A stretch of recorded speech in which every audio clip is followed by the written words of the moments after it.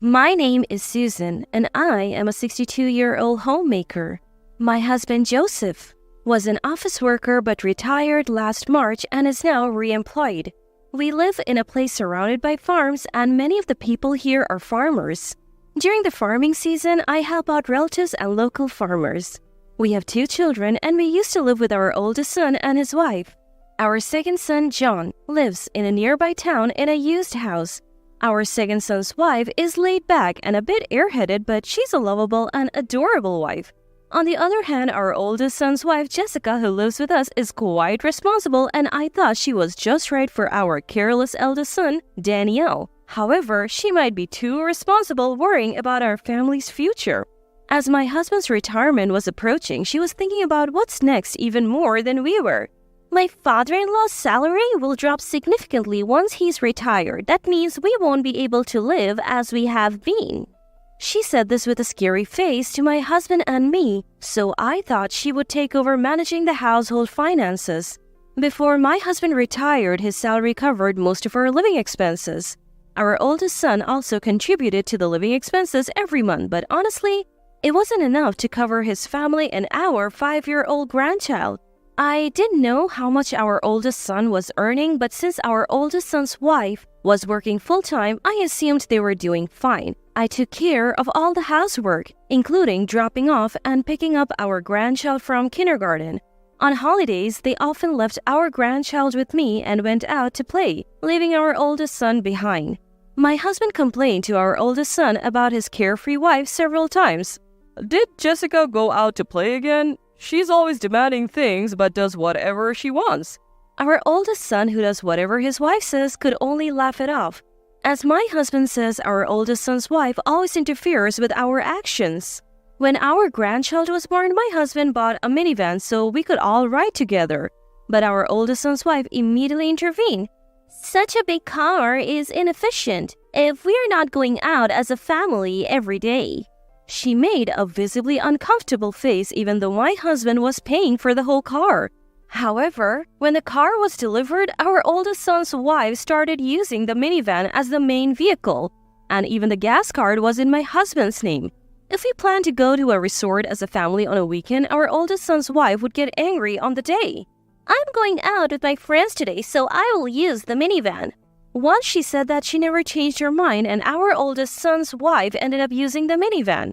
It was strange that our oldest son's wife, who was so against buying the minivan, was the one using it the most. Our oldest son was even more interfered with, becoming like a servant to his wife. When our oldest son went to a dinner party with his colleagues shortly after they were married, his wife was furious when he returned home.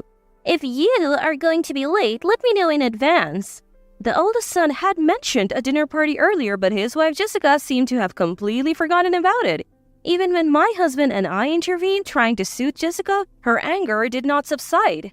"My life's rhythm gets thrown off, so from now on, no more dinner parties." It was a selfish demand, but since our oldest son has a quiet nature, he silently agreed without arguing.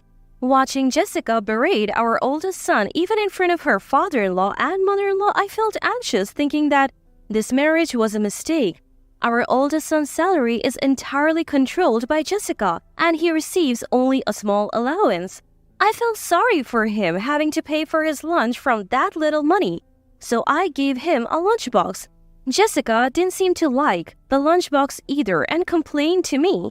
"Don't send him off with a lunchbox without asking me. It affects our budget." I was so frustrated that I snapped back at her. The lunchbox's ingredients were bought with Joseph's money. "So Jessica, don't interfere." Stunned by my words, Jessica couldn't argue back and reluctantly accepted the lunchbox for our eldest son. We were also taken aback by Jessica's attitude when our grandchild was born. During childbirth, Jessica had returned to her parents' house, and even after coming back, she seemed to have little interest in caring for the baby. Since I adored my grandchild, I looked after him all day, but Jessica laughingly said to me, "Mother-in-law, you should thank me. You can take care of your grandchild because of me." Seeing Jessica speak so arrogantly, I realized that she was different from us because Jessica doesn't care for the grandchild. He does not bond with her at all. Whenever something happens, the grandchild clings to me or my husband, and Jessica didn't find that amusing either. Even for kindergarten events, Jessica would show reluctance and say it's bothersome. Mother-in-law can go, right? It's none of my business. Although she probably wants to get along with her child, Jessica just can't make it work. Recently, she apparently went to pick up her child from kindergarten, a rare occasion, but he cried saying he didn't want to go home with her. When I went to pick him up after receiving a call from the kindergarten, I saw my grandchild running towards me with a beaming smile while Jessica had a complicated expression on her face. Lately, Jessica's main concern is about my husband and me after retirement. We had been telling our oldest son and Jessica for quite some time that my husband will be rehired after retiring, but Jessica always worried about his salary decreasing. I finally decided to propose something to Jessica. If Joseph is rehired, shall we leave the household finances to you, Jessica? Jessica glared at me with a fierce look, but after thinking for a moment, she answered, "So you mean that I will be in charge of this house?" I nodded. That was my intention. Oldest son's wife, looking perplexed, nevertheless smiled and said, "I understand from now on I will take charge of everything."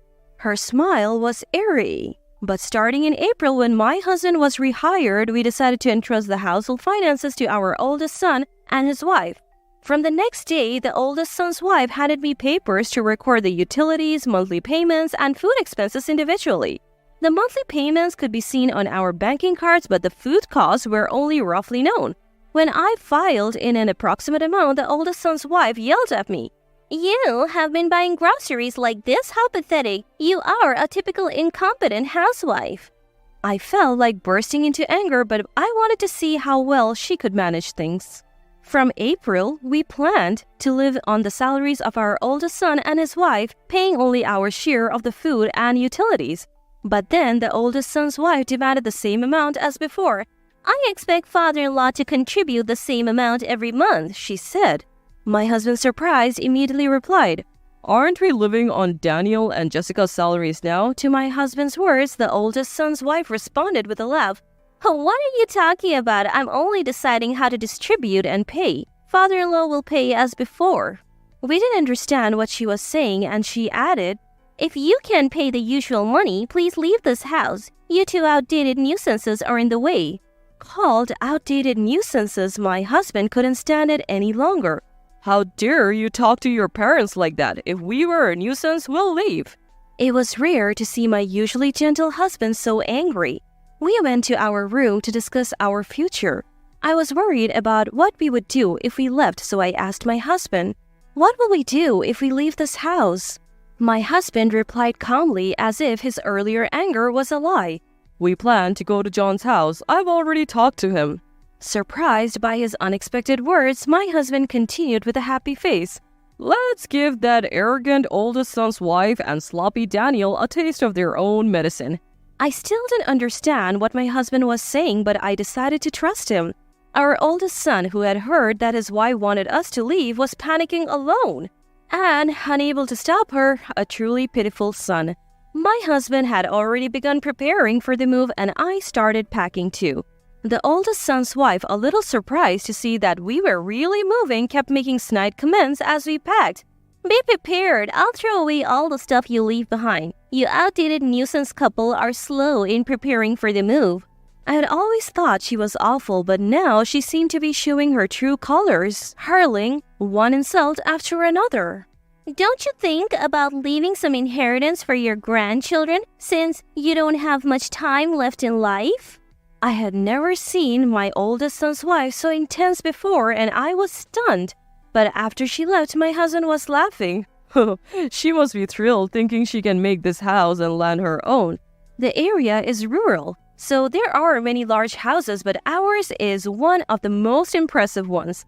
The house is old, but we have fixed it up many times so we can still live in it. The land is quite spacious, so if we wanted to build single-family homes, there's enough room for 4 or 5. A week after being told to leave this outdated nuisance of a house, my oldest son's wife came to me with a pleased look on her face. "Are you ready to move?" My husband replied with a smile just as big as hers. "We'll be out by tomorrow. Don't worry." We had already moved most of our belongings and only the valuables were left. My oldest son's wife didn't seem to care where we were moving to. She just wanted us out of the house. The next day, as we were leaving, she saw us off at the front door with a confident posture. Our oldest son was hiding in the shadows, looking guilty, and I was disgusted with him for being so controlled by his wife. Our grandchild didn't seem to know I was leaving and was crying in his father's arms. Leaving the house wasn't that sad, but I felt like crying for our left-behind grandchild. We headed straight to our second son's house and began unpacking. In stark contrast to my oldest son's wife, my second son's wife is always smiling and makes everything fun. When my second son got married, he bought a used single-family home and my husband helped financially. The house was too big for just the two of them, so I once asked him, "Why did you need to buy such a big house?" He replied with something profound. "Dad told me to buy a slightly bigger house since he was giving me money. He was the one who introduced me to this house in the first place." I wondered why my husband had found a house big enough for two families when we already had our own. Looking back, was he anticipating being kicked out of our house? My second son and his wife, who don't have children yet, were living alone in this big house. They said they had been lonely, but now it would be livelier with us around. My second son's wife works but takes care of the housework and everything was in order. When I offered to help, she shyly asked, I'm bad at cooking, so I would like you to teach me, mother-in-law." My second son, who had been listening, said with an exasperated face, "That's right, my wife's cooking has a strange and mysterious taste, so please teach her properly, Mom." Indeed, the meal my second son's wife made that day was all dishes we had never seen before, and both my husband and I were surprised. A month after moving, we had heard nothing from our oldest son, and we had settled into life in our second son's house, as if we had always lived there. However, a few days later, I received a panic call from my oldest son's wife. "Mother-in-law, the neighbors are talking about church donations and stuff, and someone claiming to be father-in-law's nephew told us to leave the house. What's going on?"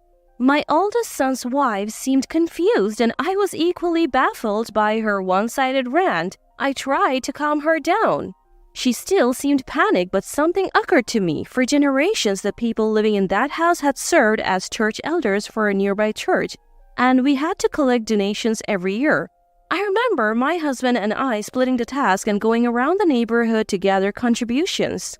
We were also responsible for managing a nearby communal cemetery, collecting maintenance fees, taking care of the grounds. My husband, overhearing my conversation with my oldest son's wife, grabbed the phone and yelled at her, "Our family has been the landlords of that area for generations, so we had to take care of everything."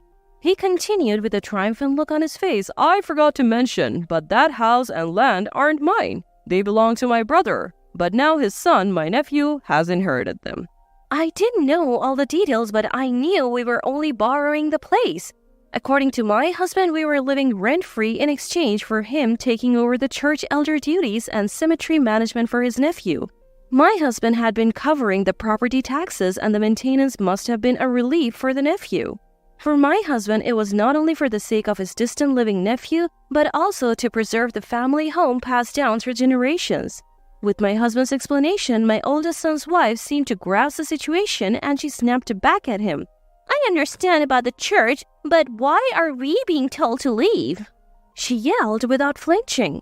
My husband explained with a sly smile. "For quite some time, there has been a talk of developing the area around the house into residential land." It seems the nephew had been holding off on the development out of consideration for us, but since we were kicked out, he told the nephew it was okay to proceed. The nephew was also furious after hearing about my oldest son's wife's heartless actions. Since she wouldn't take on the church elder or cemetery management duties, the nephew saw no need to be considerate and suddenly demanded that she vacate the house. Listening to this, I understood why my husband had encouraged our second son to buy a large house. Either way, my husband had been thinking that we would eventually have to leave that house, and he probably chose our second son as a cohabiting partner over our unreliable oldest son.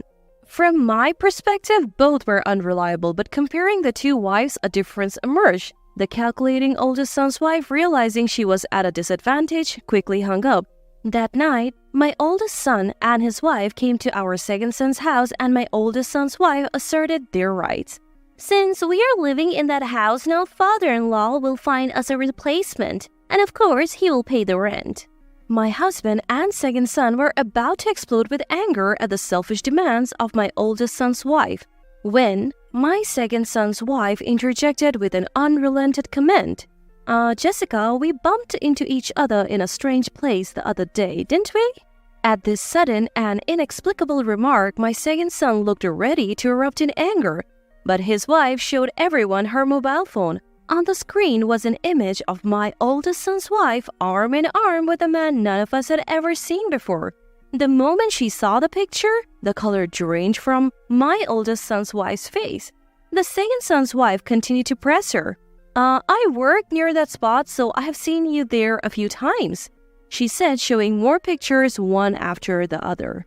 My oldest son's wife's previous bravado was gone, and she looked down trembling. Even my unreliable oldest son couldn't hold back and yelled, "You've been cheating on me?" Normally, one would give up at this point, but my oldest son's wife wasn't silent. "That's right, I have been cheating. If you didn't have any assets, I would have never married a man like you." Whether defiant or proud, my oldest son's wife spat out her usual harsh words and left with one last parting shot. "A man without a house or land? I'll be the one to break up with you." Without a single word of apology, she left my second son's house. Afterwards, my oldest son and his wife officially divorced. He took custody of their child and substantial compensation was demanded. With the evidence photos taken by my second son's wife, there was no way to deny it. My oldest son rented an apartment and lived with his child. But since we live nearby, I go over to take care of my grandchild. I was worried. They might be lonely without their mother, but they seem happier and more energetic without their disliked mother around. My oldest son's wife, after the divorce and losing the compensation money, borrowed money from her lover and was pressured to repay it, so she fled somewhere. It was probably good for my oldest son to part ways sooner, and all of this was thanks to my second son's wife's efforts. We recently found out that my second son's wife is expecting a baby. Though she often seems absent-minded, it turns out she's the most responsible of all, and I'm sure she will be a great mother. I'll have to take care of 2 grandchildren now, so I want to keep doing my best.